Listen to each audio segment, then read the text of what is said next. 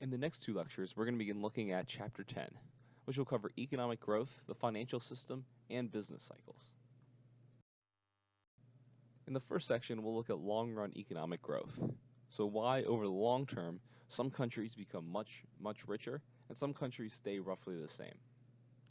Then we'll turn to saving, investment, and the financial system, and see the importance of the financial system for economic growth, and the benefits that it provides in an economy. And then we'll end by looking at the business cycle, breaking down the different periods of the business cycle and understanding what's going on. We all want the United States to have what we call a strong economy. And we want this because it will hopefully result in a better life for us and the people we care about. When we talk about a strong economy or a successful economy, we're talking about an economy that is capable of increasing the production of goods and services faster than the growth in population. So what happens is, in effect, each person is able to have a better material standard of living. Now again, because this is economics, we're talking about a material standard of living, the goods and services we're able to purchase, not other things that can't be controlled by the market. So we can't, directly control happiness or the love that people feel or the friendships they have, but we can make sure we can look at their material standard of living. In this chapter, we'll explore what this concept means in the short term and the long term for having a weak economy versus a strong economy, and poor economic performance versus good economic performance. And we'll also explore some of the causes or the things that we think cause a stronger versus a weaker economy. So we'll begin by discussing the importance of long-run economic growth. This is something that's easy to ignore when we're not looking at economics, or even for most economists that end up focusing on some specific little area within economics. But as Robert Lucas said, once you begin thinking about long-run growth, there's little else you can think about because of its importance. So in the year 1900, the US had the highest standard of living in the world. Despite that, at the time, only 3% of households had electricity, and 15% had indoor flush toilets, 25% had running water. In order to bathe, people had to pump water from wells and store it and dump it on themselves from buckets. Because of this, they bathed very infrequently. At the same time, diseases were much more common, and there were far fewer treatments in order to help people deal with them or cure those ailments. Today, Americans live nothing like that. We've substantially increased our level of material well-being. This is due to the process of long-run economic growth. So we become more productive and been able to create better and better products to meet our needs and to make our lives much easier. Now, the most commonly used measure of this average standard of living, so we could tell what our material well-being is over time, is real GDP per capita. It's the amount of production in the economy divided by the number of people in the economy. So we're looking at the amount of production per person. And because it's real, we're adjusting for changes in the price level. So we can see over time how much production there is per person. So how much they're able to produce and how much they're able to consume at a given time. Here we have the growth in real GDP per capita in the United States from 1900 to 2014. So as you can see, there's been a substantial increase since the year 1900. In fact, real GDP has risen almost eightfold. In the year 1900, real GDP per capita was about $6,000. More than a century later, by 2016, it had risen to about $51,500. What that means is the average American in 2016 could purchase more than 8 times as many goods and services as the average American in 1900.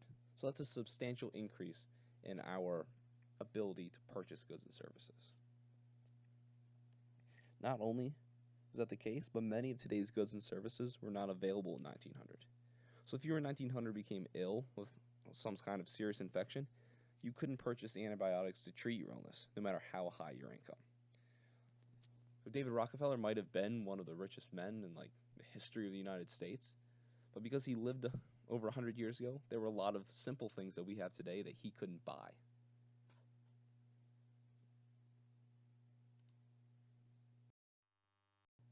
As Nobel laureate Bob Fogel showed years ago, there's a close connection between economic growth, improvements in technology, and improvements in human health. So economic prosperity and health tend to go hand in hand. So what we see is richer countries can devote more resources to improving the health of their citizens, and then healthier citizens become more productive. There's a guy on Twitter that I follow called Random Critical Analysis who looks at healthcare spending, and he finds that healthcare consumption is highly correlated with personal income. So the richer countries get, the more they're willing to spend on healthcare. So the more treatments they're able to pay for and they're able to receive to help, improve their health. And we can see several countries here are listed. The US, the UK, France, India have their life expectancy in 1900 in blue, and their life expectancy in 2015 in purple.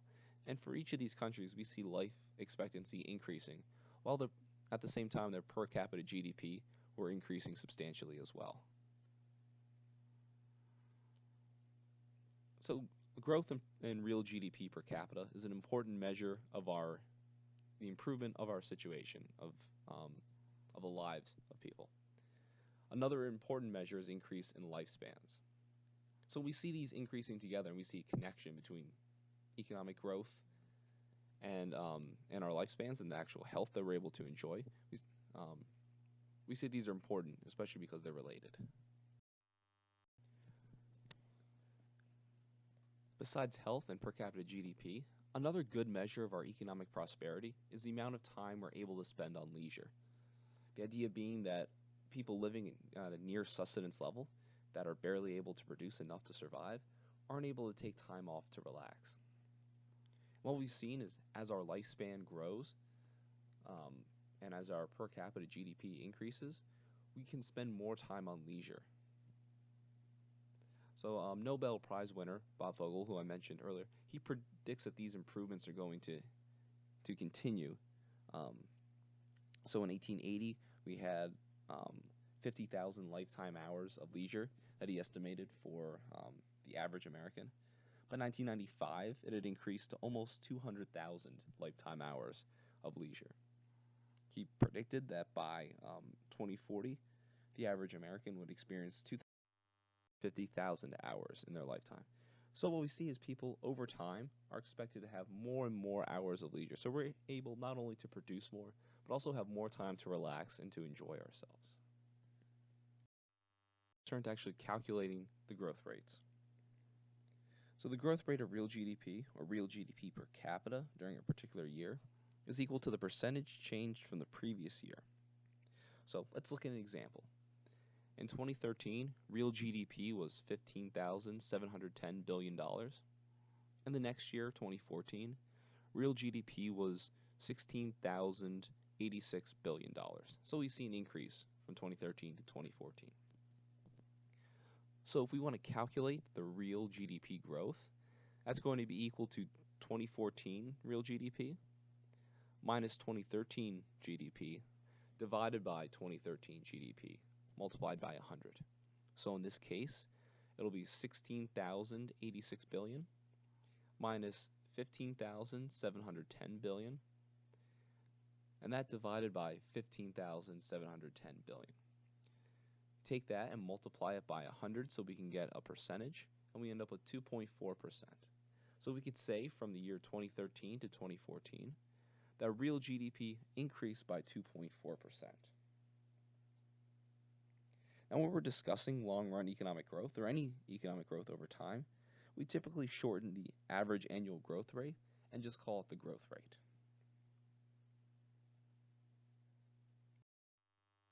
Now if we want to look at longer periods of time, so more than just the difference between one year to the next, we can use the average annual growth rate. So for example, the real GDP in the United States in 2014, let's say the growth rate was 2.3%. In 2013, the real GDP growth rate was 2.2%. And in 2014, the real GDP growth was 2.4%.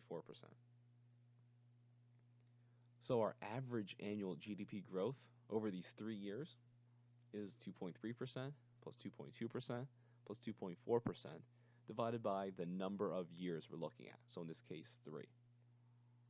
In this case, the average is going to be 2.3%. So we can call that the average annual real growth in GDP, or as I said, the average growth rate.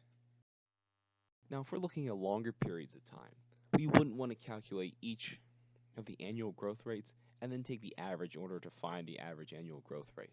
If we were looking from, say, 1950 to 2020, that would be a whole lot of work that we don't want to do. Instead, we can solve for the growth rate. So to do that, you could take the previous real GDP times 1 plus g, the growth rate, to the t power. And t is going to be the number of time periods between the previous and the current periods. A useful shortcut to do this is called the rule of 70 to help determine us how long it will take for an economic variable to double. So the number of years to double equals 70 divided by the growth rate. So if our growth rate is 5%, the variable will double every 70 divided by 5%. 70 divided by 5 is going to equal 14. So the variable will double every 14 years. And that's a quick and easy back of the envelope sort of way to calculate how long it will take to double. On the other hand, if real GDP per capita is growing at a rate of 2% per year, then it will double in every 70 divided by 2 years, or 35 years. If the growth rate is 5%, again, it will double every 14 years. So what this example illustrates is an important point, that small differences in growth rates can have large effects on how rapidly the standard of living in a country increases. Now, increases in real GDP per capita rely on increases in labor productivity. And labor productivity is the quantity of goods and services that can be produced by one worker or by 1 hour of work. If the quantity of goods and services consumed by the average person is going to increase, that means the quantity of goods and services produced per hour of work must also increase. So why in 2016 was the average American able to consume more than 8 times as many goods and services as the average American in 1900? It's because the average American worker in 2016 was 8 times as productive as the average American worker in 1900. So most of the answer to what determines the rate of long-run growth is the same answer to what determines labor productivity growth. So the more goods we're able to create, the more we're able to consume. So what is it that increases labor productivity? What are the factors that we're going to look at? The two most important ones we'll look at here is the quantity of capital per hour worked and the level of technology. So capital is the manufactured goods that are used to produce other goods and services. So these are things that are used in the production of other goods and services, not the things that consumers end up using. So some examples of capital are computers, factory buildings, machine tools, warehouses, and trucks. Again, things that are all used in the production of other goods and services. And the total amount of physical capital that's available in a country at any time is known as the country's capital stock. As the amount of capital per hour worked increases, worker productivity is going to increase. So, for example, an accountant who's using Excel to record a firm's revenue and cost is going to be far more productive than an accountant who uses only a pen and paper. Likewise, a worker who only uses a backhoe can excavate more than a worker who's using just a shovel. But now when explaining economic growth, economists take into account more than just physical capital, like computers or factories. We also consider human capital, which is the accumulated knowledge and skills of workers that are acquired from both education and training or from their life experiences. So for example, workers with a college education generally have more skills and are more productive than workers who only have a high school degree. So increases in human capital are particularly important in stimulating economic growth. Next, there's technological change. By technological change, we mean improvements in capital or the methods to combine inputs into outputs. And these allow workers to produce more in a given period of time. So for example, a firm's managers may rearrange a factory floor or the layout of a retail store in order to increase production and increase sales. But most technological change, however, is embodied in new machinery, equipment, or new software. Technological change can improve the labor productivity at existing firms, as we see happening as companies, improve the capital they use over time. But it can also disrupt existing firms by making it possible in new products or radical improvements in existing products. So a key point is that just accumulating more inputs, such as labor, capital, and natural resources, will not ensure that an economy can generate an increasing standard of living for the average person, unless some sort of technological change occurs.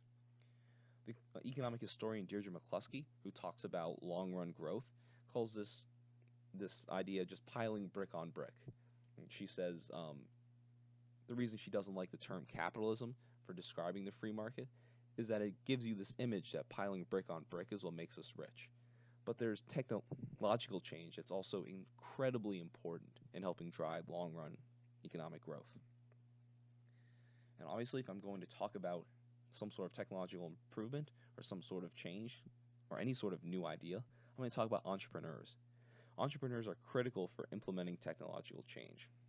So remember, there's someone who operates a business who either takes over an existing business and creates a new product or a new way of doing something, or starts their own business to create a new product or figure out a new way to create those goods.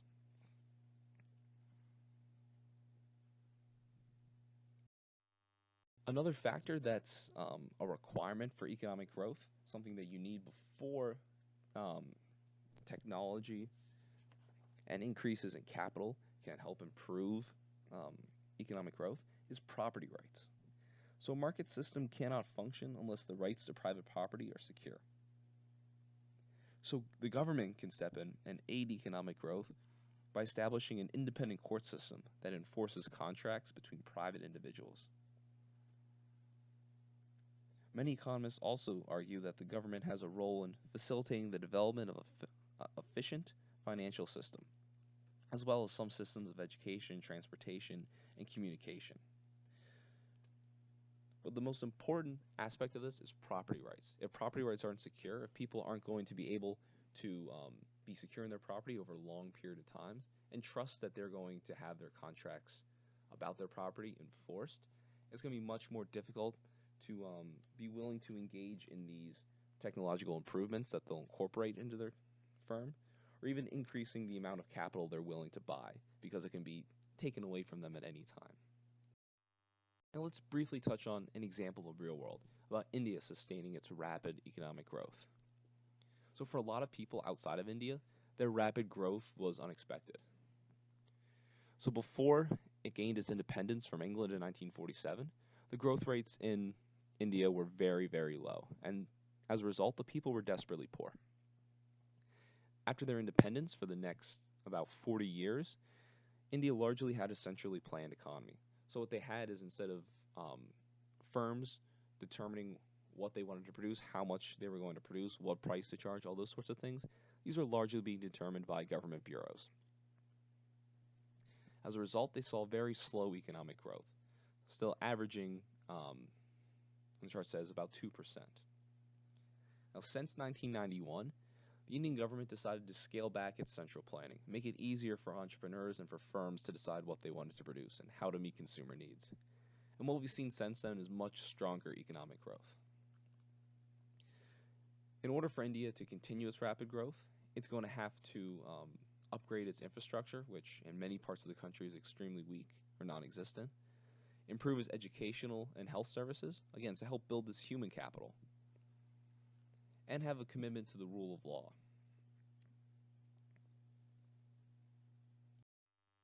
Because economists take a long-run perspective when we discuss economic growth, the concept of potential GDP can be useful. So potential GDP is the level of real GDP attained when all firms are operating at capacity. So here, when we talk about capacity, it's not the maximum output the firm is capable of producing. So an automobile factory could operate 24 hours a day for all 52 weeks per year, and it would be at its maximum production level. When we talk about capacity, we're measuring the production when the firm is operating on normal hours, using a normal workforce. So if all firms in an economy were operating at capacity, the level of total production of final goods and services would equal potential GDP. Now, potential GDP is going to increase over time as the labor force grows, new factories and office buildings are built, and new machinery and equipment are installed, and technological change takes place. The growth in potential GDP in the U.S. has been relatively steady at about 3.3%. That means that the potential to produce final goods and services has been growing in the U.S. at about this rate over that entire time. As we'll see on the next slide, the recession of 2007-2009 resulted in a wider than usual gap between potential and actual GDP. So here's a figure. It shows the movements in actual and potential GDP for the years 1989 to 2017. The red line on the graph represents potential GDP, and the blue line represents the actual real GDP. Notice that in each of the three recessions since 1989, actual GDP has fallen below potential GDP. And this is what tends to happen in a recession. And then over time, after the recession, throughout the recovery, we return close towards or even surpass the potential GDP. Like I mentioned in the previous slide, the recession from 2007 and 2009 was a substantial deviation from potential real GDP. So it's likely that we'll see particularly long-term effects in our long-run growth from the most recent recession.